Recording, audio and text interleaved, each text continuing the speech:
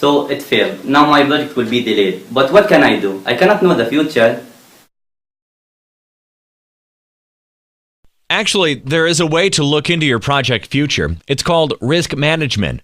Risk management is a process that we perform on a daily basis. It consists of three main parts: risk identification, assessment, and control. Consider the following example. Imagine that you are walking in a hospital corridor and suddenly you see an electrical cable on the floor. Here you have identified a risk. You stop and think about the situation. Many people use this corridor, so there is a big chance someone will fall and injure him or herself. You need to do something about it. This is risk assessment. You go and talk to the man using the electrical cable, explaining to him the hazards of leaving it there in the hallway, and ask him to remove the cable or tape it to the ground securely. This is risk control. In that example, you saw into the future, the possibility that someone might fall over, and you did something to prevent it. Likewise, we could have anticipated that the crane might fail and prevented its failure in different ways, like, say, maintenance. In this example, we went through a full cycle of risk management. We identified, assessed, and controlled the risk. Now let's examine these processes in greater detail. Risk identification is when we try to anticipate the future and think of possible events that can happen in our project and affect it in a negative way. In the project book, I explained two of the most important tools used to identify the largest amount of risk: brainstorming and the review of other planning templates. When identifying risks, make sure you invite experts in the technical field of the project, since they can uncover different risks they have learned from experience. Also, during risk identification, focus on generating a large number of ideas by encouraging people to participate. You don't need to assess their contribution at this stage. When you finish risk identification, you will generate a list that contains many possible risks that can happen during your project's life cycle. Chances are you will generate a long list of possible risks. But projects have limited resources, so we need to select the risks that are more critical from the list. After all, some risks are so small that they might not need our attention at all. Now we will start with risk assessment. But first, we need to understand the following 2 points.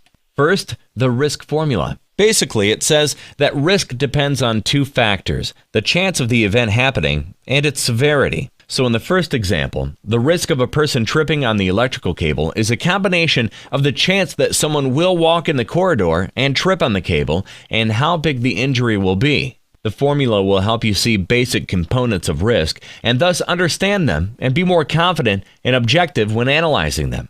The second point you need to understand is the risk matrix. It's a tool designed to help you calculate the risk formula easily. It is basically a table where the chance that the risk will happen is indicated on one axis and the severity of the event is found on the other. The cells of the table represent the score of the risk, which you can define in many different ways. There are many different shapes of risk matrices, as discussed in the project book. So putting risk assessment into practice, let's rank the risk of the crane failure. We should ask 2 questions. First, what is the likelihood that the crane will fail? This will depend on the quality of the crane, how many times it failed in the past, and in what condition it is kept. So if it is fairly new and well maintained, the chance will be low. The second question is, if the crane fails, what effect will it have on the project? Well, this depends on the importance of the tasks which need to be done using the crane. So if we have a construction project with many lifting activities, we can rank the severity as high because many tasks will not be done if it fails.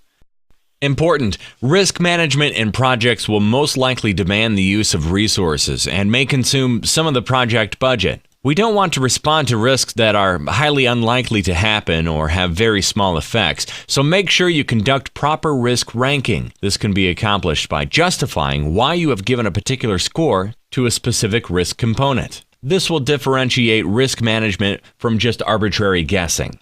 After risk assessment, we can rewrite our list of ranked risks and start looking for ways to control them.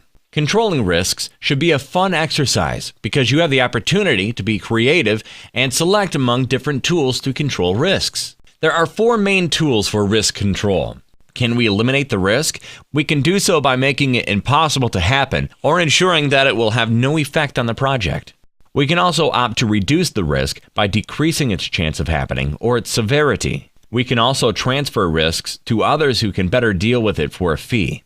Or we can just accept the risk if we know we can do nothing about it. In the project book, I have given different examples of how we can select and apply these techniques.